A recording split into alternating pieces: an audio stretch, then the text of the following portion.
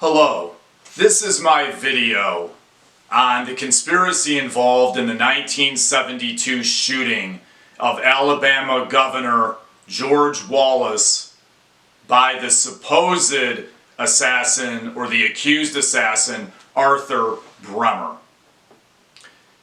Before I get started, I want to put out a little bit of a disclaimer about my views in regards to Governor Wallace. Wallace was a very controversial figure in this country in the 1970s. I do not agree with his views on civil rights. I am a supporter of civil rights in general for everyone, and I am a supporter of the 1964 Civil Rights Act. He was a controversial figure, and I don't agree with all his civil rights beliefs, or really any of them.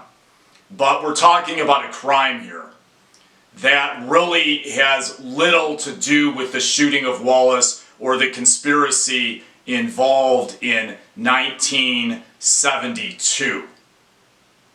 So here we go. Who was George Wallace? Well, George Wallace was the right-wing Democratic governor of Alabama from the 1960s through the 1980s. He was a socially conservative, right-wing segregationist Democrat from Alabama and went to college in Alabama. He was definitely out of step with the Democratic Party at that time when it came to a lot of social issues. One thing that's pretty shocking about him is when he originally ran for governor further back in the 50s, he was a liberal and then changed a lot of his views to become more marketable in Alabama, so he became a lot more segregationist and therefore more of a far right-wing populist. Once again, shockingly enough, in the late 70s, he actually became for desegregation and completely changed a lot of his views when it came to African Americans and actually appointed them to a lot of positions in Alabama government in the 1980s. He attacked concentrated wealth, so that therefore he was for higher taxes on the rich. He technically was not a conservative. That's a big misconception. He was a far right-wing populist. He was essentially against the Vietnam War and supported pullout. He largely supported social programs with higher taxes on the rich. He won primaries in the South in '72, running for the Democratic nomination for president against George McGovern and others that year. He also won the Michigan caucus in 1972. Back then, Michigan had a caucus.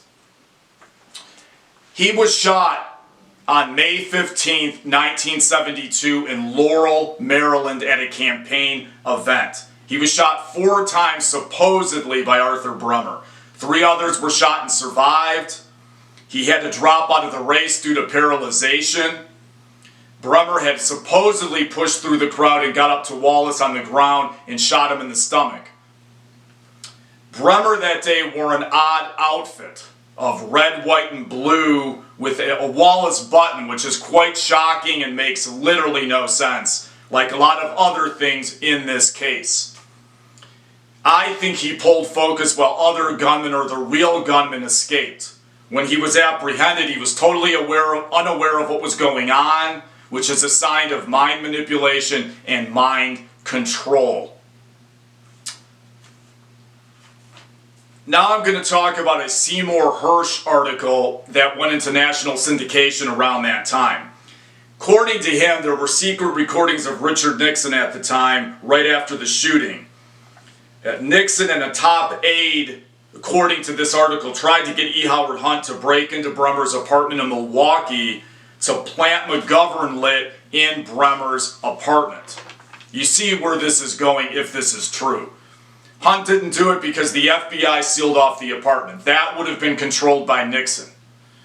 In Hunt's memoir, E. Howard Hunt claimed Chuck Colson called him the day after the shooting and asked him to break into the apartment and plant leftist literature to connect him to the Democrats, meaning to connect Bremer to the Dems. G. Gordon Liddy also talked about this plan in his memoir. In my view, Liddy and E. Howard Hunt were all involved in the JFK murder, which makes this even more highly suspicious. I think Bremer was completely set up, completely framed to take the fall. According to my research, I believe the deep state was in on this, with Nixon, the CIA hunt, and possibly bankers and other rich people and globalists that also did not want Wallace in the race. Basically, they wanted Wallace out so Nixon could win. I believe McGovern could have won in a three-way race in 1972. The establishment wanted the war to continue and the Dems out of the White House. Nixon was corrupt, and I also believe he was also involved in JFK's murder. So they wanted Wallace out of the race so they would have a one-on-one race with McGovern. And they obviously wanted that, they got it, and they blew McGovern out. The day of the shooting, Wallace was actually hit with more bullets than were in Bremer's gun. I think at least about 10 to 11 bullets were fired at Wallace. According to Lisa Pease's book, here we go again, another supposed lone nut with magic bullets and a lot of things don't add up against a Democratic candidate for president. Wallace was paralyzed. Once again, when Bremer was caught by the police and others on the ground, he was unaware of what was going on, which is a sign heavily of mind control, mind manipulation, and things like that do exist in the CIA and in the rich elements of society. He definitely could have been set up. Bremer also tested negative that day for firing a weapon. The bullets didn't even fit the gun, which is a recurring pattern in a lot of these assassinations and attempts around that time period. According to the website Spartacus-educational.com, which talks a lot about conspiracies and history, there's a man by the name of Anthony Alasevich, who was a far right-winger that was tied to Nixon. He was in the CIA. According to Roger Gordon, who was in the Secret Army Organization, an intelligence group within the government, claimed Bremer's ferry boat contact in the Midwest was Alasevich. Alasevich was also involved in Watergate and possibly the Chappaquiddick incident. He was tied to the deep state, he worked for the CIA and Nixon, he was involved in all kinds of chicanery like all these other people were with Nixon. He was a Polish American, he was a far right winger politically. He was definitely involved in this in my opinion. According to Martha Mitchell, the then wife of AG John Mitchell under Nixon, she talked to Wallace right after the shooting and she claimed her husband told her that Chuck Colson was involved in this, who had worked for Nixon. And she claimed that Chuck Colson, according to her husband, had talked to Bremer 4 days before the shooting. That's all speculation, but when you look at the corroboration of the evidence, it's obviously Nixon had a vested interest in being involved in this, even if some of this may not totally be the truth. It's obvious it was a plot. According to the website also, Arthur Bremer had told his brother that others were involved and he was paid off to travel and paid off in this whole situation, but doesn't say by whom. The guy was not right mentally. However, that doesn't make you an assassin. In my next video, I'm going to talk about Arthur Bremer's diary. In summary, for this video, all I'm going to say is, he talked about people, sex, and motels in the diary. There was very little in there about setting up a plot against anybody or anything resembling any real substantial conscious violence, in my opinion. I researched this case off and on for about 20 years. I looked at government documents while I was in law school. I looked at a lot of different information on the internet and things like that. It was tougher to get info for this type of a scenario when it comes to assassinations.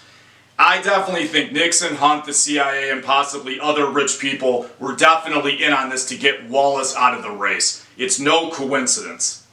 They needed Wallace out so they could win. I saw some evidence in my research about possibly the globalists and bankers that did not want Wallace in the race. They didn't want McGovern to win either. They could have been involved in it. One thing you have to realize is when the time of the common man arrives, There's always going to be people there that are going to try to stop it, even if they are candidates that probably can't win a presidential race. Nixon needed a one-on-one race with McGovern to win, and he got it, and that needs to be looked at in this scenario. Like I said, in my next video, I'm going to talk about Bremer's diary. This was definitely a plot of the far right within our government to get Wallace out of the race. I think it's a highly interesting case, and I hope you have watched the entire video. Thank you for your time.